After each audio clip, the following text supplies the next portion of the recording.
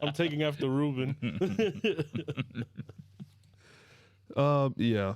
Oh man. So aside from the penalties and what happened during the race, there's also a cost cap implication because now we talked last week about the $1.8 million cost of the crash with Max Verstappen at Copse in Silverstone, right? Now we are dealing with another incident. Obviously, not so bad for Max and Red Bull in this particular race, but just a collective damage to both cars and continuing not just the Red Bull team, but all teams that were affected this weekend. Mm-hmm. Yhancy, what do you think? But mostly Red Bull because of last weekend and this weekend. Well, Yeah. all right, here's the situation, especially with Red Bull. Red Bull, remember, on the build-up to this weekend, we were worried or we were interested in knowing if that engine for Max survived the crash. They were able to use it.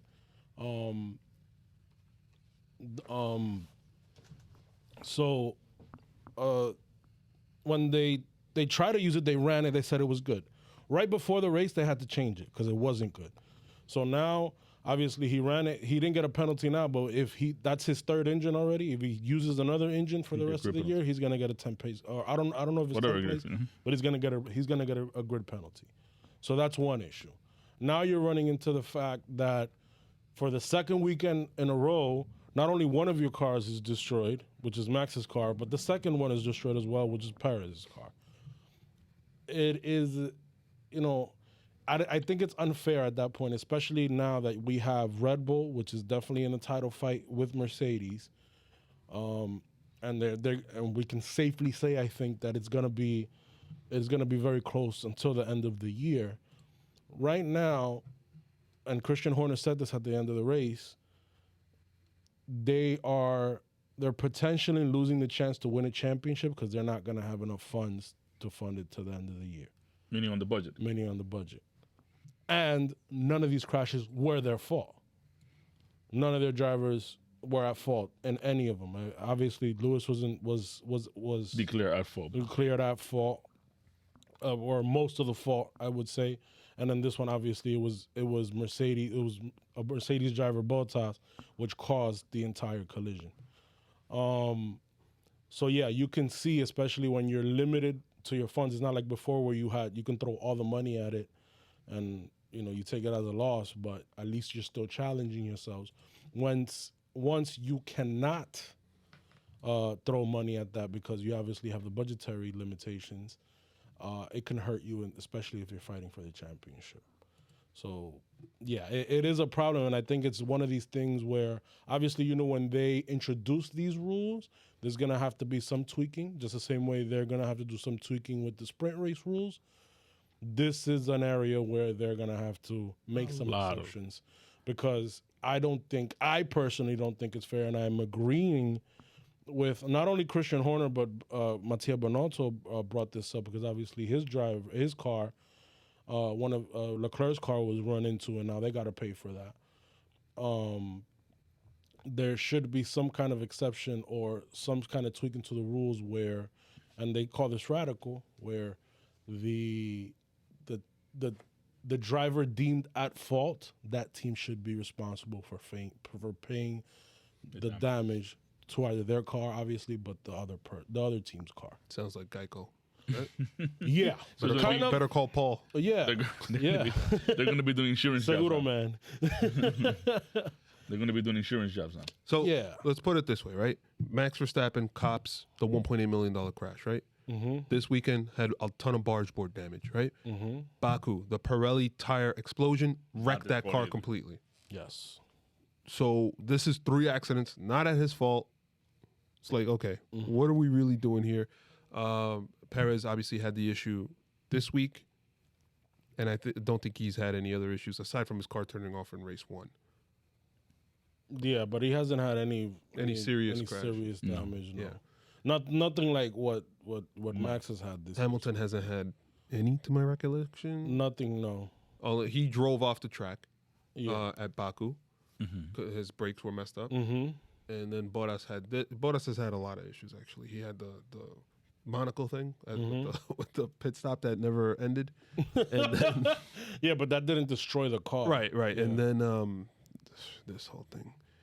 I don't know. I would hate to see that because of a lack of funds, this championship is essentially just handed to Mercedes. Yeah, I think changes will be made if it gets to that point. Believe it or not. But I think changes are gonna have to be made this season. Like, They can't wait till the funds run out. till the funds run out, release or money. they can't wait till the end of the Right. season to tweak it. They need to do something now. Yeah. Because obviously what you're having is that you are basically putting a good championship fight, which we've all been waiting for a very long time, at jeopardy because, there's damage caused to one of the championship running teams.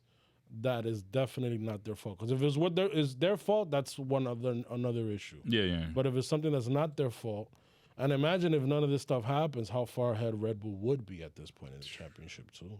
Well, our good friend Wellington has always said, all it takes is one DNF and they're back on. He's been saying that for weeks. Well, it's two now. Yep.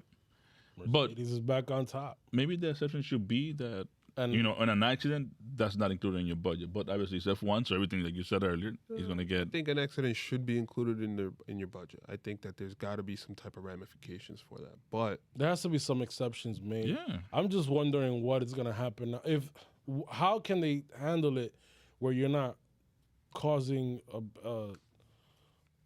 a fight between the teams and the courts and the appeals court and who's at how are you fault? ever gonna properly and hand that out? then we criticize obviously with good reason how the stewards assign fault to these accidents, and is it going to be consistent? And it's just going to be If we get penalties, if he's going to get a black flag. Yeah, it's just the same way you and me disagree on if a five place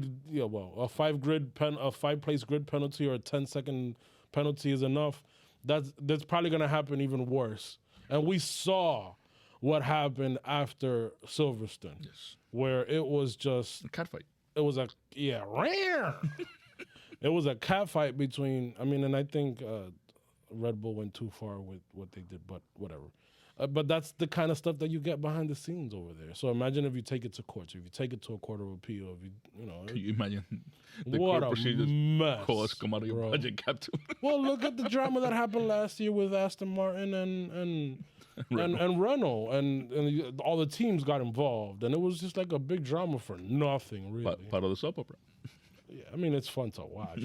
I mean, you're right though. It's got to be decided now because Red Bull's going to play it more conservative because they just don't have the money per the cost cap. So, right. So we've seen them develop the car to the point where like it becomes like the Voltron of cars later on in the season, right? It just gets all the lines together. Yeah. All the I wish I could remember the stuff they used to say. Oh my God, Form Blazing Sword, right? Oh,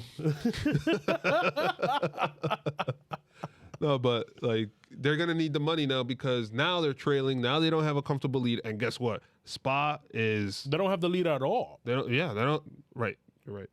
Spa is gonna be, for my money, it's gonna be a heavy Mercedes track, and then guess what? Monza's right after that. So you don't have those sections those sectors where Red Bull will be able to catch up. And it seems like the Mercedes Or Red Bull car, will definitely blow an engine in this the last upgrades that Mercedes did bring actually brought them a lot closer to Red Bull. So, like I said, I don't listen. We said it before. No, they're definitely going to take grid penalties. This is not over yet. Oh, This is not over yet. I just didn't think it was going to make this big of a swing. did it really bring them closer to Red Bull? You think? I feel like this is a unique track, and this is in two ways. You don't get to really see the potential of some of these cars, and then Lewis Hamilton is just so good on this track. Yeah, but also what you have to realize too is that the last two, I'm gonna say qualifying sessions, because obviously we had the sprint qualifying, but the last two qualifying sessions where you had proper qualifying, Mercedes was able to get pole on both of those with Lewis Hamilton, and obviously I think it's gonna come down to who gets ahead first in each race, because once you're in clear air, your car runs well. And we saw how difficult it is to follow with these cars, especially at this track. So it's gonna be good. It's gonna be a good fight. It's just it would suck. Going back to the budget, it would suck that that it's compromised because of monetary concerns. Yeah. So restart the podcast, restart the race. Hey guys, this is Wellington from the Jump to Start Racing crew. Before we start, I want to make sure to tell you to destroy that like button and to make sure to hit subscribe to be up to date with our episodes and clips. Please make sure to follow us on Instagram and Twitter. Our handle on both platforms is @JumpTheStartF1. See you there.